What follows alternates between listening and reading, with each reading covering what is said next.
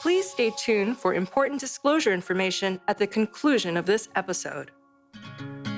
Hi, and welcome to The Long View. I'm Amy Arnott, Portfolio Strategist for Morningstar.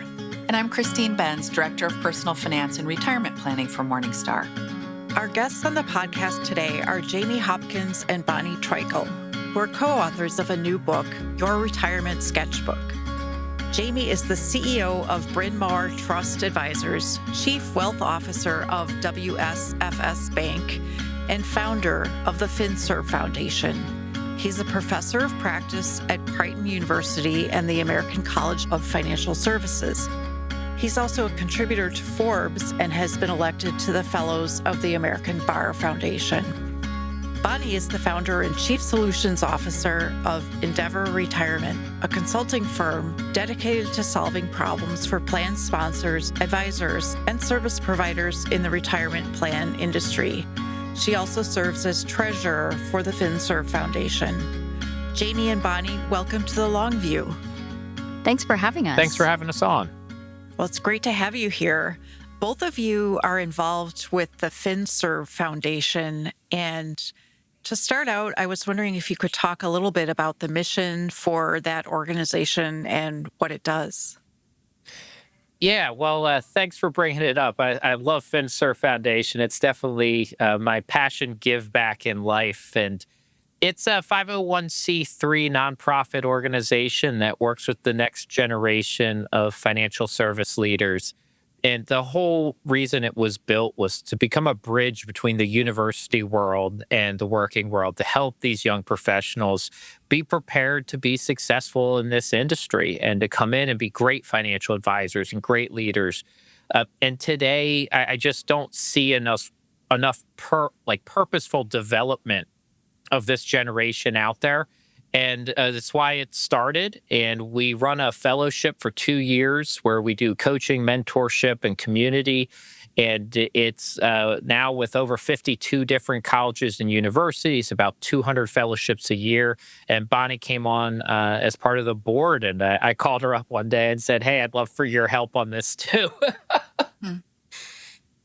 Christine, you might have learned that if you hang around Jamie long enough, he'll talk you into doing some of the cool Yes. projects that he's a part of. And so FinServ is one of those for me, but it's been really awesome to learn about, the organization itself and to be a part of watching these fellows grow and learn and then come back and help to volunteer as they have gone through the program. And now they're back and volunteering and watching that next generation come into financial services. Jamie referenced university programs, and that feels like a relatively recent development that a lot of universities are adding programs in financial planning. Can you talk about that? What inning would you say we are in terms of having financial planning, financial services professionals integrated into college curriculums? I'd say we're probably mid-innings now on that. If you go back about 15 years ago, Christine, you're absolutely right. We had very, very few CFP or financial planning programs out there across the country. The CFP board, the American College, and some other organizations have done a really good job of helping promote those to get them to grow out there. And so we've seen a proliferation of these. But what you see out there at the universities is we very much have and have not programs, meaning we have well-funded, strong programs with great faculty leadership and representatives. And then we have other universities that are really struggling to even find enough adjuncts or teachers or professionals to help out. And some of these programs have 2 students a year going into it.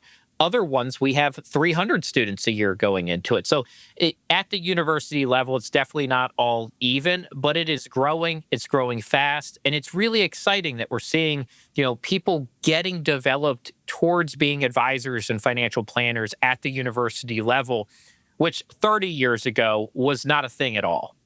And as you mentioned, one of the bigger challenges in the industry is the aging of the current pool of financial advisors and how do we develop the next generation of people to fill the pipeline. Do you see other positive trends in that regard, or are there other things that you would like to see to develop that next generation of financial advisors? I'll maybe jump in with one of the things that I'm seeing, and this is where I think FinServ Foundation is able to fill some of this gap, is you do see at some of these organizations, I work with a lot of the aggregators, for example, they're starting to have some good programs that they're trying to develop for what they call, their next gen group. But there still seems to be this gap where we've got to take that student in college and help them with those first couple of years moving from, hey, I'm just out of college to now I'm in this organization and what do I do to really be successful in those first couple of years. So I think that's where there's this really good opportunity to continue, as a lot of these financial services firms, they've really made great strides in creating programs for next gen, and they've got some strong momentum, but there's still a really good opportunity to continue to fill that gap, to take someone from college and help them build a successful opportunity in those first few years. Bonnie, I just have a quick vocabulary question. When you say aggregators, what does it mean in this context? Oh, great question. I use the term of the RIA firms or registered investment advisory firms who've over the years went from, smaller organization to acquiring one RIA, then a second, then a third, and then hundreds of them. And now we have a really large scale RIA. That's the reference point that I'm using for those really large firms. Okay, got it. Thank you. That's helpful.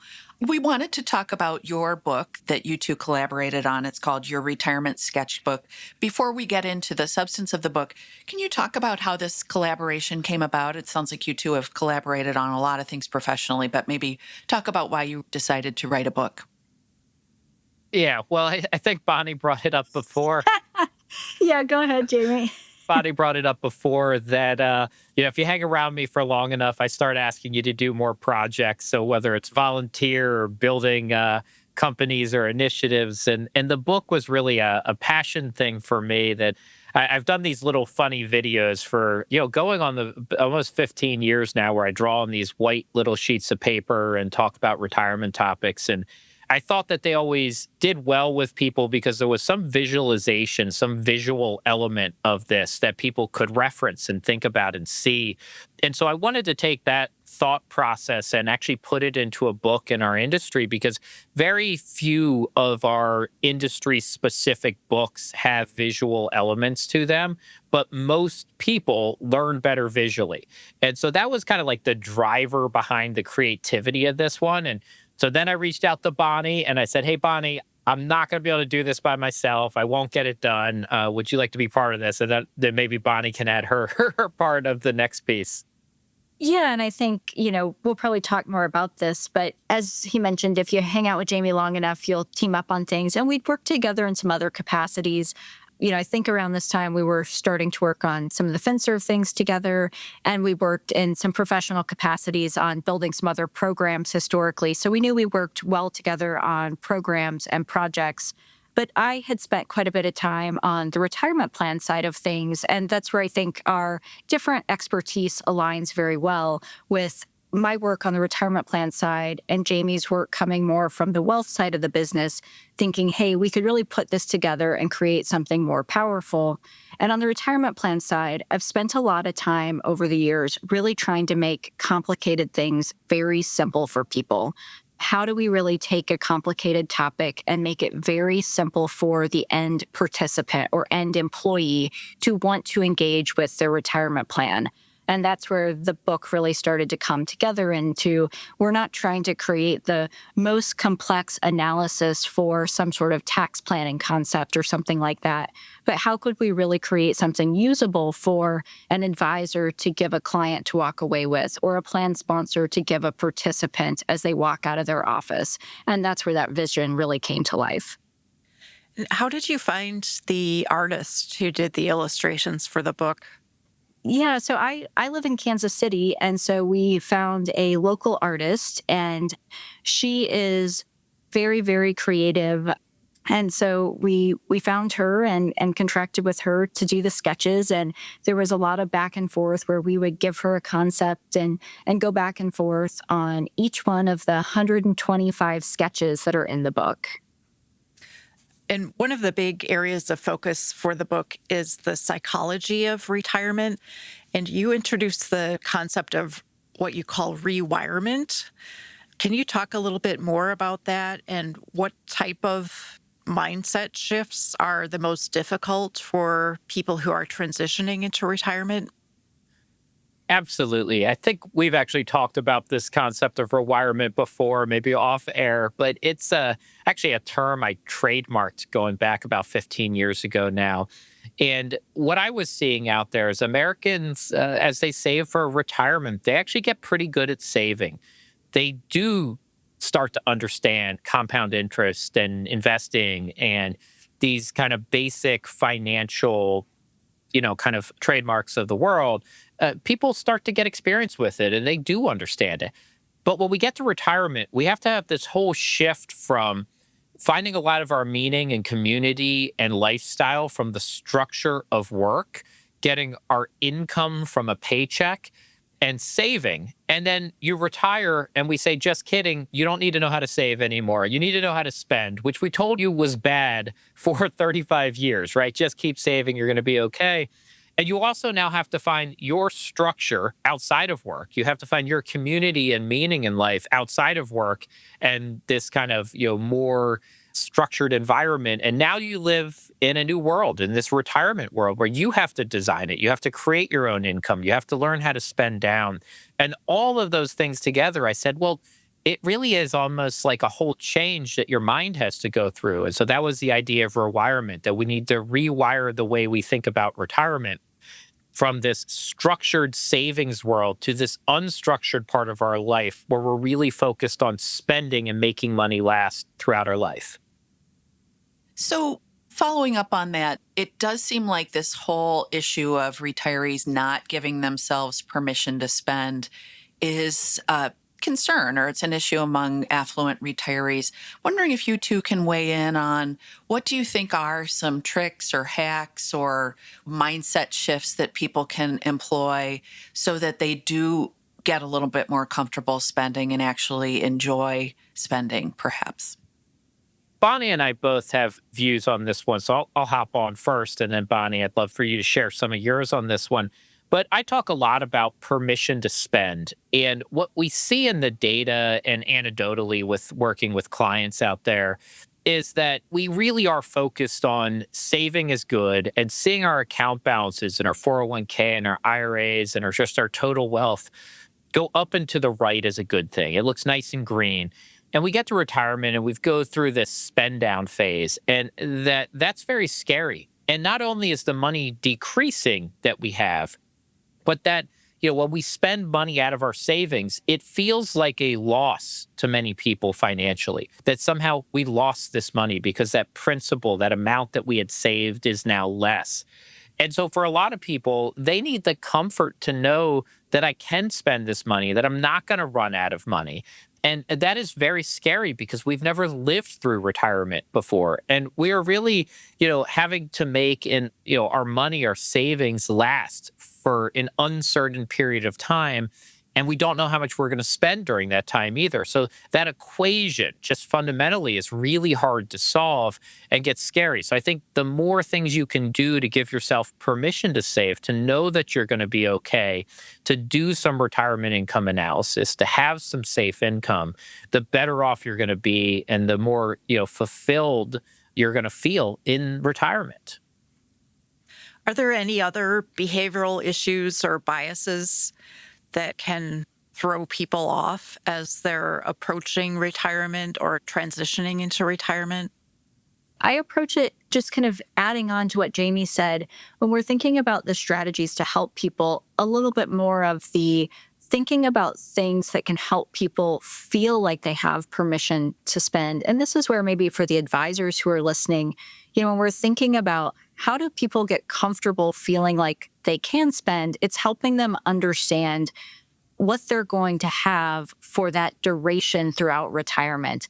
And I spent a lot of time talking about both in-plan retirement income solutions, or rather use of annuities?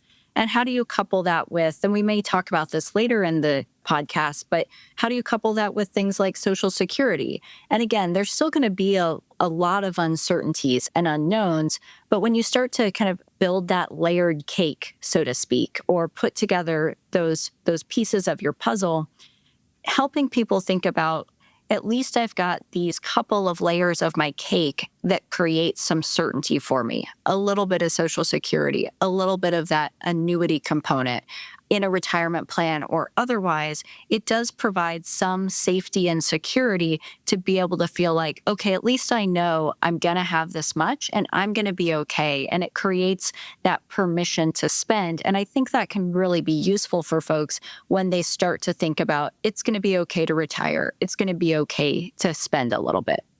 I like that idea of thinking about retirement resources as layers of a cake. Are there any other behavioral issues or biases that can throw people off as they're approaching retirement? There are a ton of behavioral challenges. I mean, we're humans after all. And so we're going to be a little messy. We're going to have emotions and, right? Like we're going to get upset about something on TV or on our phone one day and make a bad decision. And look, I think one of the things, just like the permission to spend, I think the permission to feel and allow emotions to show up in life is okay. We just don't want them to overrun our whole life. And so in your retirement sketchbook, we do talk about a number of behavioral biases or hurdles that you're going to run into with retirement decision making. And some of those are going to be things like home bias, that we over-index, we over-lean towards things that we know about. And so that could occur from investing, that we overly invest in the industry that we grew up in, that we worked in. We sometimes will overinvest in companies we know are near us. And those can create challenges. A couple other ones that I talk about a lot are, kind of framing or anchoring. And what are those? So sometimes we anchor to like a recency bias that we see on TV, some news about a company and they're doing layoffs, and we go, oh no, they're doing layoffs. Well, layoffs can mean a lot of things when companies report that. It could be we're not doing backfills, that we're not hiring new people we had in a plan but never actually worked here. And they could be doing that because their company is the most efficient it's ever been, and it could do really well. And when we make that decision off this like recent piece of information, it's narrow framed sometimes, so we're not seeing the big picture. And those decisions, when we make them quickly and kind of like rashly, it can hurt our long-term portfolio, can hurt our spending habits, our investing habits. We could see clients when politicians come in and out of office to go all cash for periods of time. And it historically hasn't been a very smart move. And so I think tempering those other feelings that you're having, especially early in retirement, is really important to kind of smoothing out a little bit of our ability to spend and invest.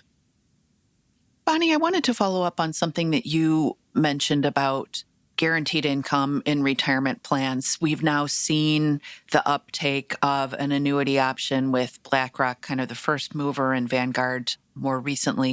I'm wondering if you can talk about those developments. Do you see them as a positive for people who are attempting to figure out how to translate their savings into some sort of paycheck in retirement? This is an area that I get very excited about for people, because I think when we think about in-plan annuity options, and you hear it called a lot of different things, but this concept of an annuity in your 401k plan, so to speak, I find that to be a very interesting development. There's a long history of regulators and legislators encouraging this type of option for Americans to have access to. So I think there's a really nice opportunity. I think we're still in the very early innings of this becoming widely available. There's a lot of different, I'm going to say, piping that has to be created between the different platforms for the end investor. So it takes a lot of work between the different platforms, like you mentioned, BlackRock, and then the different record-keeping platforms for that to happen. But overall, I think it's a really good opportunity. One of the reasons I think it's important is that if I go back to that layered cake example, and we want to give people access to, they'll have Social Security, they'll have their investments in the marketplace. And if they want that safety and security, which there's a lot of data to support that people are willing to give up some of the upside to just be able to have some of that safety and security, to be able to have that, the in-plan annuity option is a way to accomplish that.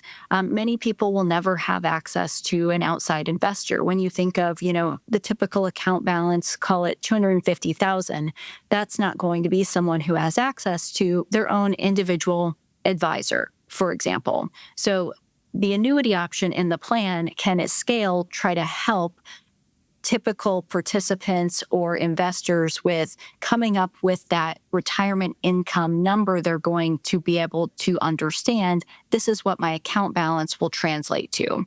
So that's a long way of saying, I think it presents a lot of opportunity for a lot of people in their retirement plan to start to understand what they will have in retirement, and it can do a lot of good. I just think we're in the early innings of really those solutions becoming available to many participants or investors. We also wanted to talk about some of the planning issues related to retirement. And a lot of clients really like the bucketing strategy, where it's kind of segmenting assets based on when they expect to use them. How do you evaluate when a bucketing strategy is better than kind of a single portfolio strategy? Yeah, I think when we're working with clients, day to day, what we're usually looking at is not that the bucketing strategy is necessarily an investment allocation strategy, but that it is more of a mental or visual framework for clients to understand why they have the assets they have, how they're going to use them, and to align those assets with like different spending goals or time periods in life. So I'll give this example because it just came up recently, and it is a little contrary to some of the pure investment bucketing approaches, is that we were talking about legacy planning, and that the third bucket really should also house legacy assets. So if you have kind of bucket one, which is your more safe near-term investments, CDs, bonds, some type of term annuity, cash, middle bucket, mixed risk assets, maybe a mixed portfolio of bonds and stocks. And then most people explain bucket three as that's your investment or high growth assets. But I think what gets lost there is that's actually your time period bucket. And bucket three should also include something perhaps like your house. Because if you're planning to leave your house to your kids or grandkids, it's bucket three, we're not using it. Life insurance you might have, if you're not going to use the cash value early in retirement for other purposes, that's a bucket three asset. Those are not what I would deem as high risk investment assets, although there's their own risks associated with both of those assets, but they really are a bucket three asset. And that to me has really helped people understand also how to think about legacy in a bucketing approach is it's not all about returns and risk here. It's about how you're going to use your assets throughout the course of your life. But I think it's a very powerful tool for people to understand things because, again, right, it's mental accounting. It's a visualization. We can now see buckets with things in them, and we can then kind of gravitate and attach to that concept versus just seeing some spreadsheet with numbers in it. Wanted to follow up on that idea of legacy planning and bucketing, Jamie. Do you think that, and not to get too overwrought with buckets, but is there a potential use case for like a fourth bucket where it's like, I would like to leave a legacy, or I have uncovered potential long-term care expenses, I don't have insurance for that, or I have a lot of longevity in my family, and so I'm worried that, if I live to be 100, that I might exhaust my funds. Is there potentially a use case of that fourth, very long-term bucket as opposed to thinking of it as part of your growth bucket in bucket three? Yeah, I mean, the good news, Christine, is there's no rules, right? This is Right. however you want to do bucketing, feel free to bucket how you want, right? But absolutely, I've seen advisors actually use 5 buckets before, because sometimes I think there is an argument both at the tail end, like what we just talked about, is you actually just have a legacy bucket and that you fill that legacy bucket with assets that you think are going to be left over at the end of your life. And that could be any type of asset, right? Jewelry, coins, right? A gun collection. I've seen that with clients many times, right? You have all these different things that could end up in this bucket 3. But sometimes that middle bucket, I think the time period is too long for people really to grasp, because I have definitely seen people say, oh, we're going to use 3 buckets. And then the middle period is like year 3 to year 20. And I'm like, well, that's a that's a really long period of time, right? That's 17 years was your entire life before you went to college. That's a long period of time to put in one bucket. So I have seen people kind of segment that one out and get all the way out to 5 buckets. If as an individual you connect to 5 buckets better than 3, then you should use 5 buckets. If you're an advisor working with clients and you think this particular client would benefit from a different framing of how their investments are being used based off of like what they want in life, then yeah, make more buckets. I think there's a little bit of an argument out there that the power of 3 and simplifying this down to 3 buckets is in mass beneficial and useful, which is why we kind of rule of thumb gravitate to 3. I wouldn't recommend 10, but I think between 3 and 5, there's a very good argument for it. We've heard a lot of asset managers talking about the virtues of alternative investments, private equity, private credit, and getting those types of assets into retirement plans for kind of everyday investors. How should advisors think about using those types of assets in retirement portfolios, or should they be using them at all?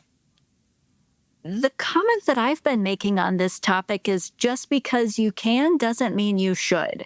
Now, I'll maybe frame that slightly different for this conversation. I've been using that in the planned fiduciary context. But, I think to your point, it's been getting a lot of attention coming from the White House and then perpetuated through regulators right now. And so I think the concept of alternative investments, which again has a broad meaning to many different things and has even most recently incorporated some annuity aspect to it as well. But in general, when we're talking about private equity, private credit, hedge funds showing up in your retirement plan, I think there can be a place for it. You've seen it in defined benefit plans for many years, and now it's making its way into defined contribution plans like a 401k. I think the thing to be cognizant of is that it might be best incorporated through something like a target date fund or a managed account. So in other words, where you have a professional manager who's actually deciding on those allocations, who's able to incorporate that through a glide path and make changes as retirement nears, for example. So these are not asset types that are appropriate for everyone, but can add good value in a retirement portfolio when incorporated appropriately. I wanted to ask about sequence of returns risk, which managing it is central to sustainable withdrawals. Can you talk about what frameworks you find most effective for managing it within, say, the first 5 or 10 years of retirement? Yeah, I'll take this one for a second. And, I think the sequence of returns risk is one of the 2 biggest challenges really in the retirement income kind of, I guess you would say, equation, right? If you're trying to just look at this from a math perspective, we have this uncertain first couple years, potentially of volatility from the portfolio. The second one is really like, how long are we going to be alive, which we can't really answer. So it's really hard to manage that one. And the markets are going to do what they're going to do. So one of the answers is like, we can't change the investment returns of anything during the first 5 years. Like how bonds are going to perform, how CDs are going to do, how cash is going to do, how real estate is going to do, how the markets are going to do. They are going to move the way they move when we retire in that first 5 to 10 years. So over time, we might have a better guess of how these are going to perform. So how do we deal with this? I think one of the main things is reducing down that risk of having huge losses in our portfolio early on where we have to take withdrawals from it. That's the whole idea of sequence of returns risk. So I do think starting off retirement, and I'm a fan of this, is starting off retirement in a more conservative investment framework for the maybe 2 to 3 years heading into retirement, and those first maybe 3 to 5.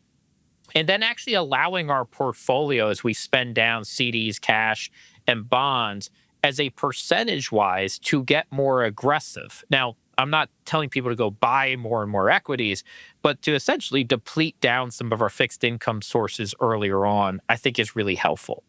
So that's one framework. I think two other frameworks is look at our total asset pool. So I have talked about before tapping home equity during those potential down years early in retirement. So whether it's a reverse mortgage and you're drawing on that line of credit, using a HELOC is also a very powerful tool. Maybe you need to redo the roof, and that can be a good way to manage that big expense in the first couple years of retirement without having to spend down our portfolio, especially if we're seeing a drawdown in the assets we're in. Another one is actually just, it's fairly straightforward, is being diversified in our investments. I mean, that's not super complicated, but I still see retirees sometimes retiring with really high concentrations in just a couple stocks because they were growth vehicles and they allowed them to accumulate wealth, but that might not be the right vehicle to get through retirement. Wealth generation strategies and wealth preservation strategies is what we're talking about now are different things. So a more diversified portfolio, both among equities and across different asset classes, is really important because it gives us flexibility on being able to sell things at different time periods based off of how they're performing. One layer of the cake that you mentioned is Social Security. And for many people, it's really the biggest layer of the cake. But we've talked to a lot of people who are really, really worried about potential funding challenges for Social Security. Is that something people should be worried about? Or do you think a scenario of potential benefit reductions in the future is not likely? Well, I think there's a real issue that Social Security is facing a funding gap. I think depending on, what literature you read or what you listen to, there are some that take a very drastic approach that, Social Security is going away and you'll never have it again. I believe there will be continued evolutions and that Social Security will not go away. But I do think it's really, and we talk about this with the sketchbook approach, right? It's currently facing a funding gap. And the reality is that it may have an impact on future retirees and how they structure their income. So when we think about the sketchbook approach, what does that mean? It means, thinking about how to, draw the lines, erase a little, reshade a little, and be thoughtful about other approaches to take in thinking through, okay, what else do we need to build the cake, right? So if we go back, I keep going back to the cake, but if we think about how to add those layers so that if that slice of the cake isn't as thick, we can supplement that with other things. If it's, more in the 401k, more in a different brokerage account, but being thoughtful about, we've still got to build the same cake. So how do we just supplement with other things with the potential of not having as much coming from Social Security in the future? We wanted to ask about advisor-client dynamics in the realm of retirement planning. Wondering if you can talk about what you think differentiates great advisors from those who are merely competent during this retirement transition. Can you talk about the characteristics of the really great ones? Yeah, I can take that for a second. I think when you look at retirement income planning and this retirement transition, it is a little bit more complicated than just the traditional, let me help you invest and save your money, which is one skill set that you need. But when we get to retirement, it's a lot about this emotional side, about helping people find meaning, about helping them figure out how they're going to volunteer and give back in their community, how they're going to fill out their time, engaging perhaps their kids and grandkids, because at some point, right, a death is going to occur. It's inevitable. And are we prepared for that end of life planning that our clients don't always want to talk to us about? And I actually think the retirement income planning side requires more changes, more adaptive type planning than saving does. I think most saving strategies actually can be kind of a set it and forget it. I don't believe most of retirement can be a set it and forget it. We really should be reviewing how we're spending money, how we're living, what our life and health is each year. So a great advisor that is dealing with retirement income planning is actually touching a broader arrangement of topics that are not all investment, not all product, not all, savings oriented, but are very life driven. Like, how are you living your life? And are you living it in a way that you're finding fulfillment and enjoyment? And if not, like, what can we do to the plan to, allow you to spend more, to shift and sell your house or move closer to your kids or whatever that thing might be that you feel like you're missing? So I think it's, a great retirement income advisor is, I don't love the term life coach, but like we're a little bit more like driving around like these life decisions than just financial decisions. The book really covers a lot of ground, everything from psychology of retirement to advisor client dynamics to kind of nuts and bolts issues around taxes and planning for withdrawals. And I'm curious, what part of your own future retirement planning has changed after you went through the process of writing the book? Well, I think for me, and maybe I'll jump in with just, it's a good reminder to be doing these things myself. It's really easy to be the person, right, who says, hey, do these things. But, as Jamie just mentioned, it's about looking at these things each year and not just the math part of it or the savings part, but really thinking about the emotional part. Again, if you think about just going back to the whole concept of it's a sketchbook, I think the lawyer in me is very analytical. And so it's hard to think about the emotional impact of things. Family things change, emotional things change. I moved back to Kansas City to be closer to my family. All of those things are part of the equation, well beyond maxing out the 401k and what to set aside in a brokerage account. So for me, it's actually been a good reminder that I need to incorporate the emotional side and that piece into how I'm planning, not just the actual dollars and cents. How about you, Jamie? Yeah, I think Bonnie and I even changed some of our charitable giving strategies at the end of last year after doing this and talking about some tax planning around it too. So it's funny when you kind of know these things, but you draw them out. And we actually did some of that work independently of each other, but like we were talking through this stuff and then ended up doing that in December of last year. I've also updated my estate plan since doing the book. That's probably the biggest, actual driver. I've become more and more focused on a lot of this end of life. How does everything transfer and protecting the family and, some of the online fraud and digital asset concerns out there, I think it's just growing. So went and did an update of our estate plan, my wife and I did here pretty recently. And I think that's probably the biggest two that came out of this was, personally, I've shifted that approach around charitable giving and around my estate plan. So the book, Your Retirement Sketchbook, is a wonderful resource. I'm wondering if there are any other books, blogs, podcasts that are retirement related that you'd put on people's must read or must listen lists.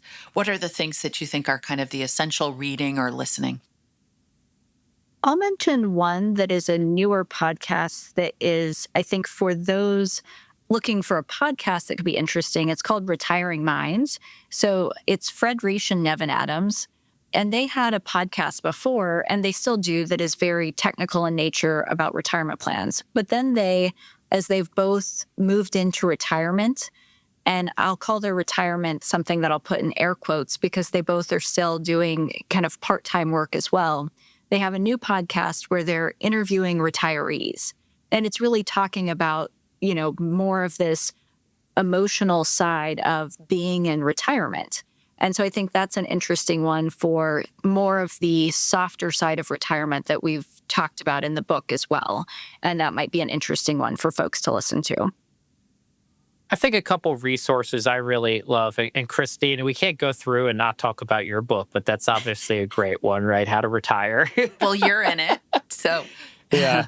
But it's a great book. And one of my favorite retirement thought leaders and a good friend of mine, Wade Pfau. He has a retirement planning guidebook, which is, I think, a really, really good book. He's actually done a couple iterations of retirement. He's got a safety first of retirement planning book too. he's an academic and he adds a lot of analysis into those books, but they're really powerful. If you're more of a do-it-yourselfer and you want to educate yourself on like retirement research and different distribution strategies, those are really powerful ones.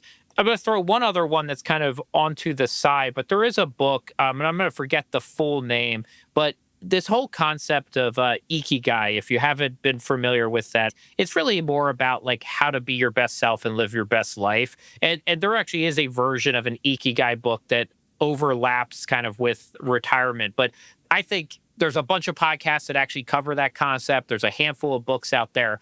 But I think as you try to understand, like, what do you want in life? What inspires you? What drives you? Right? What convictions do you have? What values do you hold? That doing some type of work in that space is equally as important as understanding Social Security and distribution and taxes and estate planning. So, think about those types of books as actually retirement books, because they are preparing you for this future you and like how you're going to live the most enjoyable and fulfilled life that you can. Well, Jamie and Bonnie, this has been a wonderful conversation. Thank you both for taking time out of your schedules to be with us today. Thanks so much for having us. This was great. We really appreciate it. Thank you so much. And as always, deliver great information out there. Thanks to both of you. We really enjoyed the conversation.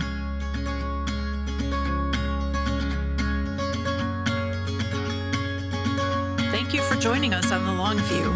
If you could, please take a moment to subscribe to and rate the podcast on Apple, Spotify, or wherever you get your podcasts. You can follow me on social media at Amy Arnott on LinkedIn. And at Christine Benz on LinkedIn or at Christine_Benz on X. George Cassidy is our engineer for the podcast. Jessica Bevel produces the show notes each week. And Jennifer Garrett copy edits our transcripts. Finally, we'd love to get your feedback. If you have a comment or a guest idea, please email us at thelongview@morningstar.com. Until next time, thanks for joining us. This recording is for informational purposes only and should not be considered investment advice. Opinions expressed are as of the date of recording and are subject to change without notice. The views and opinions of guests on this program are not necessarily those of Morningstar, Inc. and its affiliates, which together we refer to as Morningstar. Morningstar is not affiliated with guests or their business affiliates unless otherwise stated. Morningstar does not guarantee the accuracy or the completeness of the data presented herein. This recording is for informational purposes only, and the information, data, analysis, or opinion it includes or their use should not be considered investment or tax advice, and therefore is not an offer to buy or sell a security. Morningstar shall not be responsible for any trading decisions, damages, or other losses resulting from or related to the information, data, analyses, or opinions or their use. Past performance is not a guarantee of future results. All investments are subject to investment risk, including possible loss of principal. Individuals should seriously consider if an investment is suitable for them by referencing their own financial position, investment objectives, and risk profile before making any investment decision. Please consult a tax and/or financial professional for advice specific to your individual circumstances. Morningstar Investment Management LLC is a registered investment advisor and subsidiary of Morningstar, Inc. The Morningstar name and logo are registered marks of Morningstar, Inc.